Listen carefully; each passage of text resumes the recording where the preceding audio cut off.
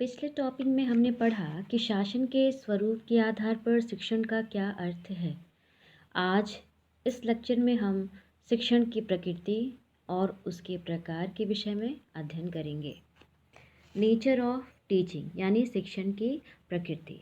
एजुकेशनिस्ट्स and psychologists have given several definitions of teaching process which analyzes the nature of teaching. The nature of teaching can be grasped in the form of the following statement. अर्थात शिक्षण शास्त्रियों तथा मनोवैज्ञानिकों ने शिक्षण प्रक्रिया की अनेक परिभाषाएं दी हैं जिनके विश्लेषण से शिक्षण की प्रकृति का बोध होता है। निम्नलिखित कथनों के रूप में शिक्षण की प्रकृति की व्याख्या की जा सकती है। First, teaching is an interactive process, अर्थात शिक्षण एक अंतः प्रक्रिया के रूप में। This process is conducted for special work between teacher and students.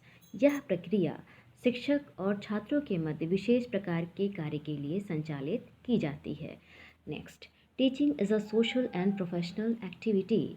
शिक्षण एक सामाजिक तथा व्यावसायिक प्रक्रिया है। It is absolutely necessary to have at least one teacher and one student. Teaching is a professional activity that individuals make to earn their living, which is called teacher. शिक्षण की प्रक्रिया शिक्षण तथा छात्रों के समूह में ही संपादित की जाती है। कम से कम एक शिक्षक और एक छात्र का होना नितांत आवश्यक है। शिक्षण एक व्यावसायिक क्रिया है जिसे व्यक्ति अपने जीविकोपार्जन का साधन बनाते हैं, जिन्हें शिक्षक कहते हैं। नेक्स्ट है, टीचिंग इज़ अ पर्पसफुल और ऑब्जेक्टिव सेंटर्ड प्रोसेस, अर्थात शिक्षण एक सोद्देश्य प्रक्रिया है।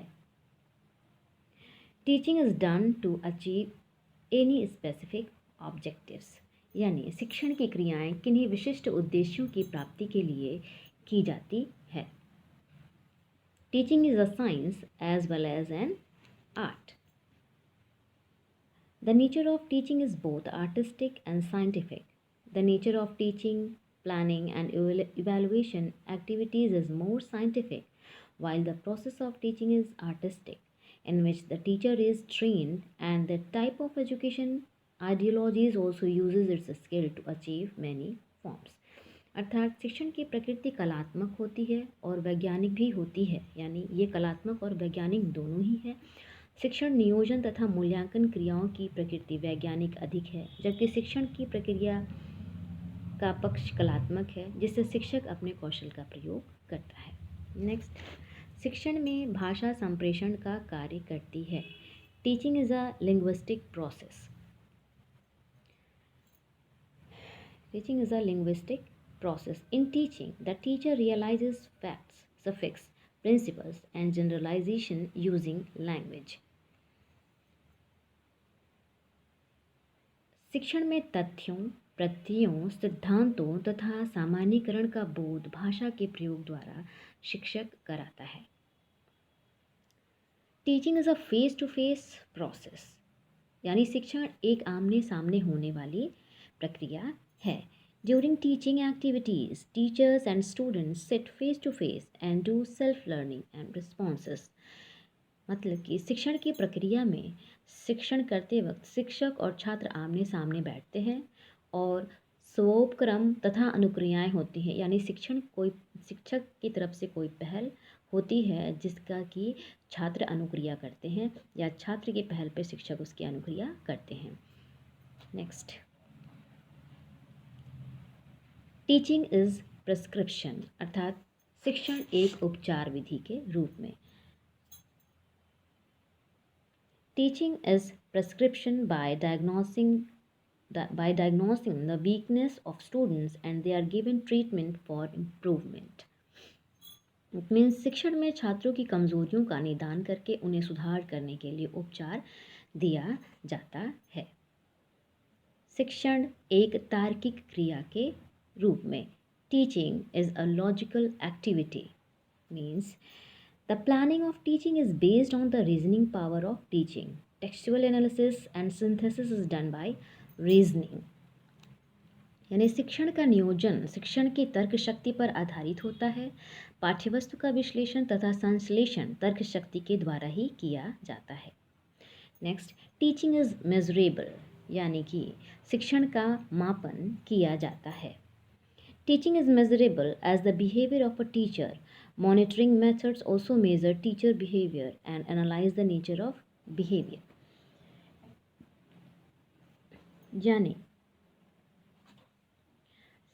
यानी शिक्षण का मापन शिक्षक के व्यवहार के रूप में किया जाता है। निरीक्षण विधियों द्वारा शिक्षक व्यवहारों का मापन और व्यवहार के स्वरूप का विश्लेषण भी किया जाता है। नेक्स्ट है, टीचिंग इज़ मॉडिफाइबल, यानी कि शिक्षण में सुधार किया जा सकता है। शिक्षण में सुधार किया जा सकता है। It means improvement and development in teaching is also done. The expected improvement in teaching behavior is also done by the methods of feedback. यानी कि इसके लिए शिक्षण में सुधार करने के लिए बहुत सारे पृष्ठपोषण की प्रविधियां हैं। उसके द्वारा शिक्षण व्यवहार में अपेक्षित सुधार भी किया जा सकता है। Next, teaching is a continuum from training, conditioning, instruction and indoctrination. It means the process starts from training and goes on with instruction in the form of gradual ascent. यानी कि जो शिक्षण प्रक्रिया है वो क्रमागत रूप से चढ़ाव के क्रम में अनुदेशन तक चलती है, जिसके अंतर्गत प्रशिक्षण, अनुकूलन, अनुदेशन और मतारोपण आदि का क्रम होता है। नेक्स्ट, शिक्षण एक त्रिध्रुवीय प्रक्रिया के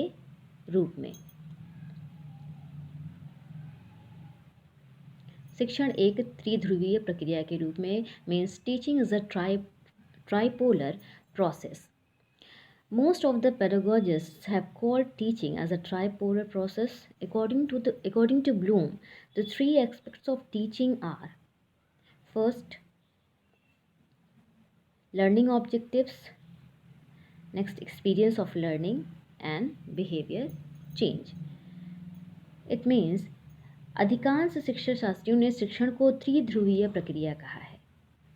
किसी के अकॉर्डिंग शिक्षण द्विध्रुवीय प्रक्रिया है और किसी ने इसको त्रिध्रुवीय प्रक्रिया कहा है, जबकि ब्लूम के अनुसार शिक्षण के 3 पक्ष हैं, जिसके अंतर्गत शिक्षण उद्देश्य, सीखने के अनुभव और व्यवहार परिवर्तन सम्मिलित होते हैं। नेक्स्ट, शिक्षण एक निर्देशन की प्रक्रिया, यानी teaching is a guidance. Teaching is a process of guidance. इसके अंतर्गत कहा जा सकता है कि teaching is an attempt to develop the students according to their abilities. This is out the goal or aim of guidance. यानी शिक्षण में छात्र की योग्यता अनुसार उनके विकास का प्रयास किया जाता है। यही लक्ष्य निर्देश या निर्देशन का होता है। नेक्स्ट, शिक्षण एक औपचारिक तथा अनौपचारिक प्रक्रिया है, यानी teaching is a formal and informal process. Teaching is a formal and informal process because education is carried according to a fixed schedule in the school and also conducted outside the school. अर्थात शिक्षण के औपचारिक और अनौपचारिक प्रक्रिया के दोनों पक्ष सम्मिलित हैं, जिसमें कि शिक्षण प्रक्रिया विद्यालय में निश्चित कार्यक्रम के अनुसार संपादित की जाती है और विद्यालय के बाहर भी संचालित की जाती है। ये है नेचर ऑफ टीचिंग अर्थात शिक्षण की प्रकृति।